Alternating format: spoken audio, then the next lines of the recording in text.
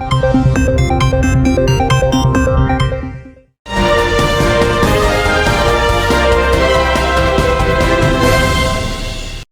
इसी के साथ मैं आपसे एक रिक्वेस्ट करना चाहूँगा, एडीपी टीवी न्यूज़ की जो है राजनीतिक, सामाजिक, धार्मिक किसी भी तरह की कोई भी खबरें आप चलवाना चाहते हैं तो हमारे जो है एडीपी टीवी न्यूज़ के नंबर पर आप संपर्क कीजिए और चैनल को लाइक और सब्सक्राइब कीजिए, जिससे कि जो है कि हमारे चैनल की जो है जो पल पल की अपडेट्स आपको मिलता रहे और जो है हम लोग आपकी बातों को जो आप परेशान हैं, किसी भी तरीके से कोई भी दिक्कत हो, उन दिक्कतों को हम जो शासन प्रशासन तक आपको पहुंचाते रहेंगे, जिससे कि जो आपकी समस्याओं का समाधान।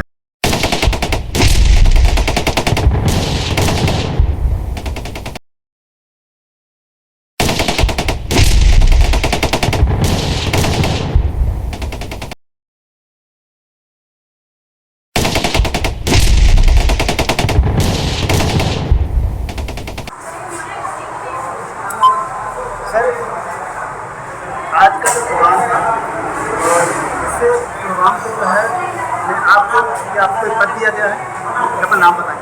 मेरा नाम R.K. मौर्य और रही बात पद की तो मैं इस पार्टी का एक फाउंडर में हूँ, बताइए। और सक्रिय सदस्य हूँ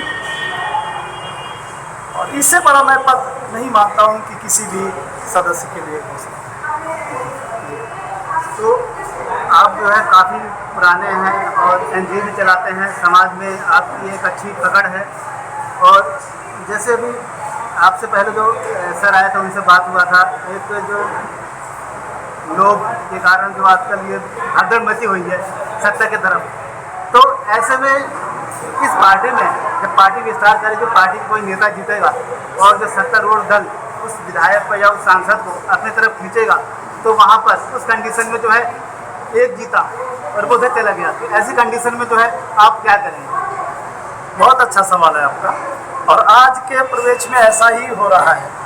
क्योंकि हम जो है ना, क्योंकि पार्टियाँ क्या कहती हैं, अरे वो चले गए, हम नहीं रोक सकते थे, उनकी इच्छा है। तो ऐसे में जो है ये तो घटनाएं घट रही हैं, बहुत सारी एग्जाम्पल आप देख रहे हैं, आपको मीडिया में आ रहा है, बड़ी नेशनल पार्टियों में ऐसा हो रहा है, जो कि एक 60-70 साल दिया पार्टी को, ऐसे लोग जो है दूसरी पार्टियों में जा रहे हैं, नाम नहीं लेना चाहेंगे। जी बताओ। देखिए, आपने देखा है कि जिसका एक विधायक होता है वो सरकार बना लेता है। तो बड़े भाई ने हमारे बड़े अच्छे विस्तार से बताया है। उसमें होता क्या है, वो विचारधारा वाले लोग नहीं होते हैं, उनको देश से कुछ लेना देना नहीं। विचारधारा को लेकर ही तो जुड़ते हैं वो। नहीं, उनका विचारधारा से कुछ लेना देना नहीं होता, देश की राजनीति से कुछ लेना देना नहीं होता, देश से कुछ लेना देना नहीं होता। उनका सिर्फ होता है अपना व्यक्तिगत स्वार्थ। और इसके लिए भी मैं चाहूँगा और हमारी पार्टी का उद्देश्य रहेगा कि जिस दिन हमारी पार्टी सत्ता में आएगी, और सत्ता में आएगी, सबसे पहले ये कानून पास होगा कि जो व्यक्ति इस पार्टी से दूसरी पार्टी में जाता है उसकी सदस्यता समाप्त की जाए। सर, जैसे एक कानून भी है इस तरह से, जो दल बदल कानून है, इस पर भी बन रहा है, इस पर भी जो है बातचीत बहुत होती है, लेकिन जब उसके जो है पालन करने की बात आती है तो वो सब पीछे हट जाते हैं, उस पर वो नहीं होती है। पार्टी जो निकाल देती है या दूसरी पार्टी में चले जाते हैं, लेकिन जो है उन पर या तो पार्टी से या फिर किसी भी संस्था में उनकी सदस्यता है, चाहे वो MP का हो, चाहे वो MLA का हो या निगम पार्षद का, वो पूरी तरह से रद्द होना चाहिए या दोबारा चुनाव होना चाहिए, ताकि जो है और जो लोगों को इसका संदेश जाए और जो है कोई पार्टी जो है और मजबूती और उसकी विचारधारा बनी रहे। जी देखिए, वो बिल्कुल उस व्यक्ति की, चाहे वो सांसद हो, निगम पार्षद हो या विधायक हो, उसकी सदस्यता रद्द हो और उसकी जो भी पेंशन बनती है यहाँ तक कि वो भी समाप्त कर दी जाए, क्योंकि उस व्यक्ति को जो जनता चुनती है विश्वास के साथ और वो अपने स्वार्थ के कारण दूसरी पार्टी में विलय कर लेता है। इसलिए मेरी पार्टी में ऐसे लोगों की कहीं जगह नहीं होगी। अगर सत्ता में आती है, कानून सबसे पहले बनेगा जो लोग सोचते हैं और वही लोग ये काम करते हैं, क्योंकि सत्ता में है, चाहे तो एक दिन में कानून लागू कर सकते हैं कि कोई एक पार्टी से दूसरी पार्टी में नहीं जाएगा। तो इसलिए ऐसे व्यक्तियों की पूरी सदस्यता खत्म करनी चाहिए और उनकी पेंशन बंद कर देनी चाहिए, पुनः चुनाव करवाना चाहिए। लेकिन सर, चुनाव का भी खर्चा ही तो आ जाएगा। देखिए, चुनाव का खर्चा आएगा बिल्कुल, क्योंकि चुनाव का खर्चा आएगा उस खर्चे से बहुत कम होगा, जो जनता को वो लूट के खा जाएंगे। उन 5 सालों में जिस विश्वास के साथ जनता ने उनको चुना है, वो आप अंदाज़ा नहीं लगा सकते हैं कि 5 सालों में अरबों खरबों रुपया वो दूसरी पार्टियों से ले करके और जनता का कितना नुकसान कर सकते हैं। लेकिन सर वो तो कहते हैं ना कि हम टिकट लाए हैं तो उसका भी हमने कुछ दिया है, हाँ। तो उसकी भी तो पूर्ति करेंगे वो। नहीं, बिल्कुल। देखिए, टिकट लाए हैं आप, टिकट लाए हैं तो आप टिकट लाए हैं, इसका मतलब पार्टी ने, जिस पार्टी ने टिकट दिया है और जहां आप बिक के जा रहे हैं उसने तो पार्टी ने टिकट नहीं होते तो आपको खरीद रहा है। तो इसलिए जब तक इस व्यवस्था में बदलाव नहीं होगा तब तक ऐसा नहीं हो सकता। जिस तरह से एक मशीन, कपड़ा बनाने वाली मशीन, अगर बढ़िया कारीगर हुआ तो वो कपड़ा बढ़िया बनाएगी, और अगर घटिया हुआ तो कपड़ा घटिया बनाएगी, लेकिन स्टील या लोहे का नहीं बनाएगी, कपड़े का ही बनाएगी। इसलिए इस व्यवस्था को बदलने के लिए हमारी सब लोग इस पार्टी का गठन हुआ है और सच्ची निष्ठा के साथ काम करेगी और ऐसे लोगों को समाज से और इस व्यवस्था से बाहर करेगी। सर, पार्टी के विस्तार के लिए आप दिल्ली में जो है आपने क्या अपना प्लान बनाया है? दिल्ली में जो है जो विधानसभाएं हैं, कैसे कैसे आप जो है लोगों को जोड़ने का कार्य करेंगे? देखिए, दिल्ली के अंदर हमारी 70 विधानसभाएं हैं और निगम में जो है 270 थे करीब, अभी उसमें परिसीमन शुरू हो गया है, वो कम होगा। तो हमारी पार्टी का प्रत्येक बूथ तक व्यक्ति पहुंचेगा, हर बूथ का हमारा अध्यक्ष होगा, हर ब्लॉक का, बल्कि ब्लॉक का जो भी, जितने, अगर एक क्लस्टर में 10 ब्लॉक हैं तो 10 ब्लॉक अध्यक्ष हम बनाएंगे, एक एक घर तक व्यक्ति पहुंचेगा। इस तरह से हम पूरी दिल्ली में अपनी पार्टी का गठन करेंगे। समाज में जो है और भी बहुत सारी पार्टियां हैं, समाज की ही पार्टियां हैं, चाहे अपने समाज की बात करें, तो ऐसे में जो है जनता जो है कन्फ्यूज नहीं होगी कि हम किस तरफ जाएं, तो भ्रम नहीं पड़ जाएगी कि जो है हम किस तरफ जाएंगे। इसका प्रकाश जारी करें। जी, देखिए, बहुत अच्छा सवाल किया आपने कि बहुत सारी पार्टियां हैं और दिल्ली में जैसे 2 बड़ी पार्टियां मानी जाती हैं, बीजेपी और आम आदमी पार्टी। बीजेपी का कारनामा आपने पीछे देख लिया, किसानों ने कैसे उनको झुकाया और पूरे देश में वो क्या कर रहे हैं वो सभी जानते हैं। और रही बात हमारे केजरीवाल की, मैं बवाल ही कहूँगा, केजरीवाल नहीं है, वो बवाल है, क्योंकि उन्होंने जिस तरह से बंदर बाट काम शुरू किया कि बिजली फ्री, पानी फ्री, स्वास्थ्य फ्री, हमारे सैकड़ों लोग राजा हरिश्चंद्र के एरिया में विधानसभा में, नरेला विधानसभा में रहते हैं, लाखों लोग। आप देखिए जाके, जो इतना बड़ा हॉस्पिटल संघर्ष करके वो बना था, आज वो एक जर्जर डिस्पेंसरी का रूप ले लिया। स्वास्थ्य सेवाएं समाप्त हो रही हैं, ये डंका पीट रहे विदेशों में, हम घर घर ये अपनी डिस्पेंसरियां खोल रहे हैं, मोहल्ला क्लिनिक खोल रहे हैं और फ्री में कर रहे हैं। अब मैं कहता हूँ मजदूरों किसानों से पूछिए जाकर, जहाँ पे 16,564 रुपये मिनिमम वेज है, लेकिन मिलता कितना है? 8,000 7,000 रुपये। महिलाएं बेचारी 10-10 घंटे काम कर रही हैं। अगर उनको पूरा वेतन मिल जाता है तो क्या वो 7,000 8,000 की बिजली फूंक देती हैं? क्या वो इतना स्वास्थ्य सेवाओं पे लगा देती हैं? और शिक्षा की बात रही, बड़ी बड़ी इमारतें बनाने से शिक्षा व्यवस्था ठीक नहीं हो जाती है। मैं भी रहता हूँ ऐसी जगह पे जहाँ पे देखिए 1ली से 6ठी तक एडमिशन नहीं करा सकते हैं आप बच्चे का, कहते हैं कि 40 सीटें रिजर्व हैं, इससे ज़्यादा नहीं हो सकती। एक नहीं, मेरे हजारों चिट्ठियों का मैं पुलिंदा दिखा सकता हूँ, बहुत अच्छी तरह से समझ चुके हैं। इन बातों को लेकर के शिक्षा पे आप बात करेंगे तो आपने जो समस्याएं बताइए, आपने जो है चाहे मुख्यमंत्री जी हो, चाहे वो शिक्षा मंत्री मनीष सिसोदिया जी, उनके पास बात रखी, अपनी बात रखी आप? जी, उनके पास भी बात रखी गई है और बहुत बड़े स्तर पे हम लोगों ने एक चौपाल सिस्टम शुरू कर रखा है और एक उनको स्वास्थ्य मंत्री, शिक्षा मंत्री और मुख्यमंत्री तक की हमने लेटर दिया और 1 महीने का वक्त भी दिया है। अगर इस 1 महीने के वक्त के भीतर ये सारी सुविधाएं मुहैया नहीं होती हैं, स्वास्थ्य सुविधाएं, तो हम पहले राजा हरिश्चंद्र पे, फिर उसके बाद में हम जो सचिवालय पे शांतिपूर्ण ढंग से प्रदर्शन करेंगे। तो इन्होंने जो है वर्तमान की शिक्षा व्यवस्था है, जो कमियाँ उसमें प्रकाश डाला है और उन कमियों को कैसे दूर किया जाए, और चाहे वो बातचीत के माध्यम से हो और शिक्षा के माध्यम से जो सत्ता पक्ष में है उन लोगों से वो अपनी समस्या रखकर कर समस्याओं को दूर करेंगे। और इस पार्टी के माध्यम से भी जो है, जो पार्टी का उद्देश्य है और जो शिक्षा नीतियाँ हैं उसको भी लेकर के जन जन तक जाएंगे और जनता का समर्थन प्राप्त करेंगे। और इस तरह से जो इस पार्टी का विस्तार होगा और दिल्ली में और अभी चुनाव आएंगे तो उसमें वो देखना होगा जो है वो विस्तार कहाँ तक जाता है और कैसे लोग इसको देखते हैं। धन्यवाद।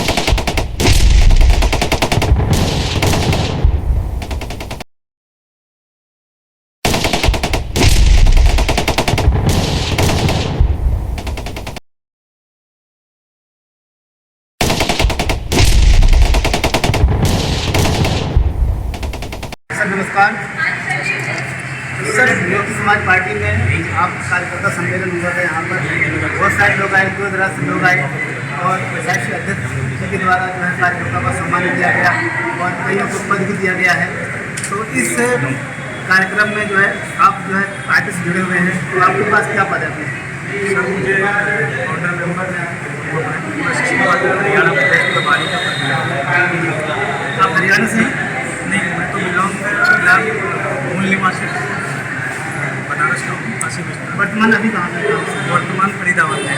हरियाणा से ही? हाँ जी। फरीदाबाद में कहाँ से? फरीदाबाद में सेक्टर 28। तो आप वहाँ से प्रभारी बनाया जाएगा, आपको बनाया गया है। तो प्रदेश का प्रभारी। तो आपके पास भी एक बहुत बड़ी जिम्मेदारी दी गई है पार्टी की जो है विस्तार के लिए, क्योंकि जो है सॉफ्टवेयर मेंबर है, अच्छी बात है, लेकिन जो है जो प्रदेश प्रभारी का जो पद होता है ये भी एक बहुत बड़ी जिम्मेदारी है। प्रदेश अध्यक्ष से कम नहीं होता है, वो ज़्यादा ही होता है। तो वहाँ पर बहुत सारे लोग हैं, उन लोगों तक अपनी बात आप कैसे पहुँचाएंगे और समाज को कैसे जोड़ेंगे अपनी पार्टी के साथ? सर, हमारे पूर्वजों ने एक ही चीज़ सिखाई है, बंजर जमीन में खेती करना, अपना भी पेट पालना और दूसरे का भी पालना। और खंड खंड भारत को अखंड अगर किया है तो हमारे पूर्वज, तो ये दोनों चीज़ें साथ के साथ में चलेंगी। शायद आप मेरा इशारा समझ गए होंगे और मुझे कोई दिक्कत नहीं। तो आपको जो है वहाँ तक गठन करने की भी जिम्मेदारी होगी, पार्टी के जो पदाधिकारी है वो भी नियुक्त करना है, तो ये भी करना है। और जहाँ तक अभी बहुत सारे जो साथी अभी पार्टी के मिले हैं, बातचीत करी है, उन सभी ने युवाओं पर जोर दिया गया है। और आप ये जो दल से ही आते हैं, आप जो है युवाओं को जो है पार्टी के विचारधारा में आप कैसे आगे बढ़ेंगे और कैसे? देखिए, मेरी जो सोच है, जो मेरी पार्टी की सोच है, विचारधारा है, हमारे युवाओं की भी विचारधारा है। पहली बात कि सर्वलोक हित सबसे बड़ी शब्द है और वो सम्राट अशोक का शब्द है। और हर इस देश का युवा के अंदर एक राष्ट्रीयता है, उसको जागृत करना ही सबसे बड़ा मूल मंत्र है। हर इस देश का युवा पढ़ लिख करके अच्छा पद, अच्छा मान सम्मान, अच्छा सब कुछ पाना चाह रहा है। लेकिन सर, आज भी जो है बहुत सारे ऐसे ही युवा हैं जो कि जो हमारे पूर्वज हैं उनको इतना इतिहास नहीं पता है। उसी कारण है कि जो है कहते हैं जिस किसी को अपने देश का इतिहास नहीं पता हो वो देश कभी तरक्की नहीं कर सकता है। तो सबसे पहले तो हमें अपने युवाओं को अपने पूर्वजों के बारे में उनको अवगत कराना है, उनकी नीतियाँ क्या थी, उनकी विचारधारा कैसी थी, उनकी प्रशासन कैसा था। और जिस समय भारत टुकड़े टुकड़े बटा हुआ था उस समय जो है ये सम्राट अशोक और चंद्रगुप्त मौर्य ने जो है एक अखंड भारत का निर्माण किया था। और उसकी मिसाल जो है ये भारत ही नहीं पूरा विश्व देता है। और उसी के साथ में एक सम्राट अशोक महान का जो तमगा लगा है उसी कारण लगा है, लेकिन उनकी नीतियों और कार्यों के द्वारा ही लगा है। तो ये सारी चीज़ें जो है ये युवाओं को आप कैसे बताएंगे, कैसे उनको प्रेरित करेंगे राजनीति में आने के लिए? सर, देखिए, सबसे बड़ा मूल मंत्र होता है जागृत। जब आप जागृत हैं तो आपके पास सब कुछ है।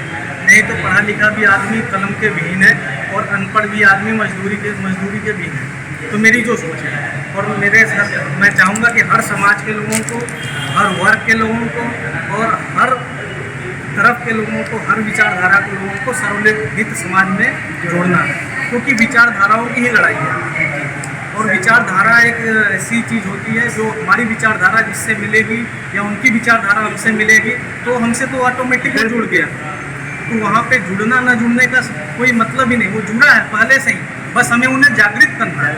और जागृत समाज और जागृत युवा ही आने वाले टाइम के भविष्य में इस देश के।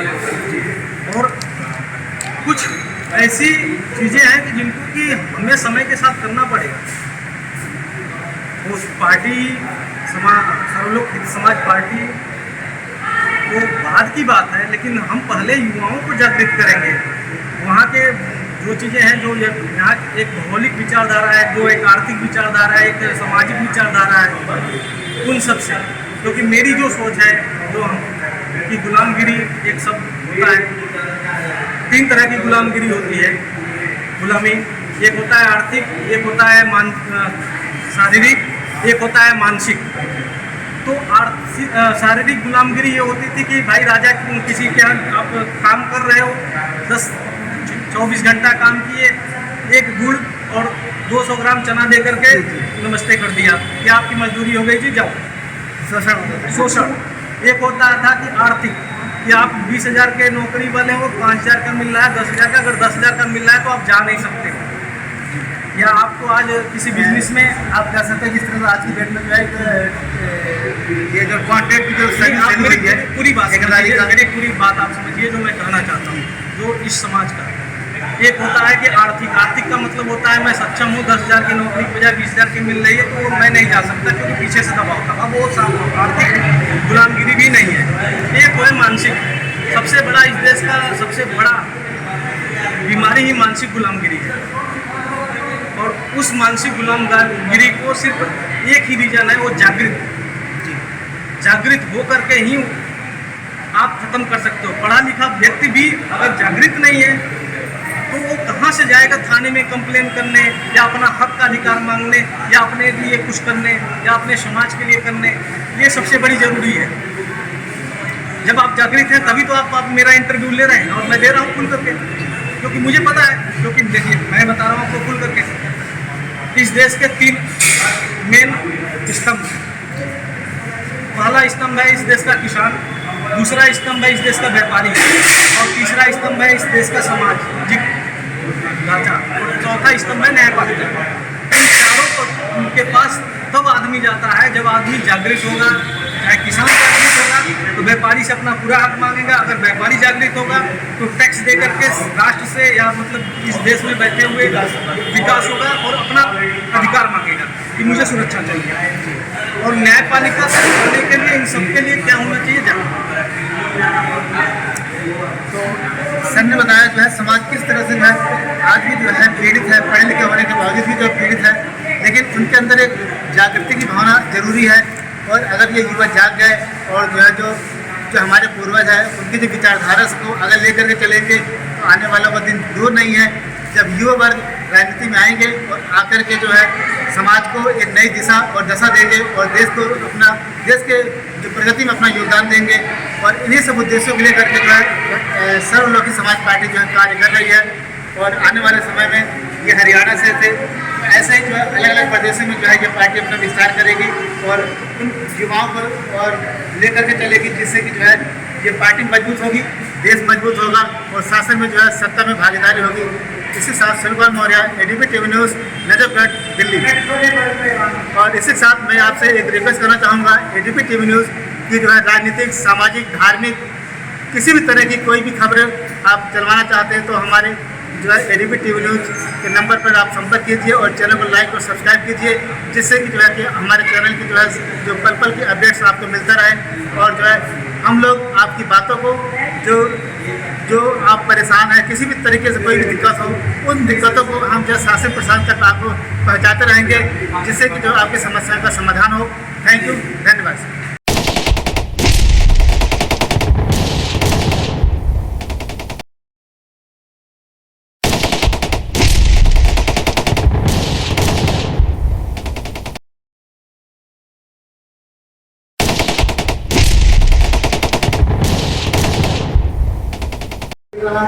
जिस तरह से प्रदेश के लोग हमें समर्थन दे रहे हैं कि देखकर ऐसा लग रहा है कि अगला चुनाव हमारा ही होगा, क्योंकि जनता यहाँ की जो है पूरी तरह से हमारी विचारधारा को फॉलो कर रही है और जुड़ रही है। आप देखे होंगे कोई भी ऐसी अभी तक राजनीतिक पार्टी हमने नहीं देखा।